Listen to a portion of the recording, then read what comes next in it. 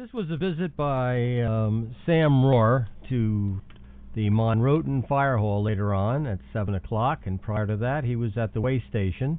He's got 5 points about removing roadblocks to job creations, reducing the government cost of government, stabilizing school funding, improving student performance, and restoring the culture of ethics and integrity in government.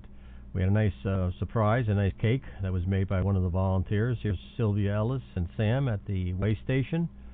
There's John, Lukash. There's the three of them. And he really enjoyed his visit in our town. There's his wife, who was very gracious and very intelligent. And there's Victor Lawson, who basically did a great job putting all this together.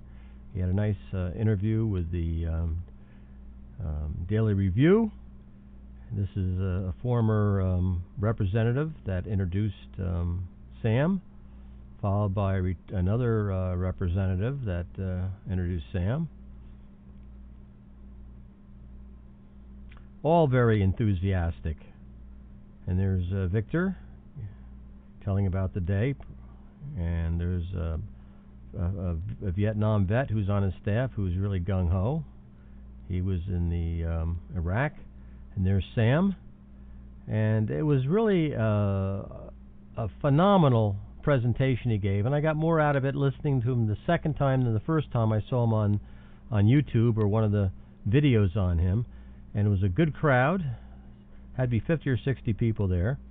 And he really went over the whole concept of eliminating property tax by just expanding the scope of the sales tax, and that way everybody becomes a partner in spending. Right now there's a lot of people who are not really feeling what it is in terms of when the government wastes money, and now if they do that, a greater part of the population will feel that pain and maybe say something.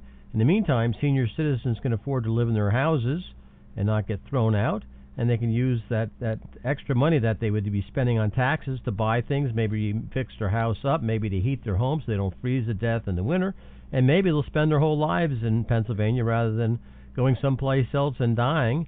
And then, of course, the state doesn't get any of the inheritance tax on that type of thing. He's quite a constitutionalist. He believes in the Constitution. He's got a lot of common sense plans. And the last thing we need is to have Tom Corbett get the nomination, even though right now the party is pushing for him. We need to have support for Sam Rohr. Please get in touch with him. Please signed a petition to get his name on the ballot.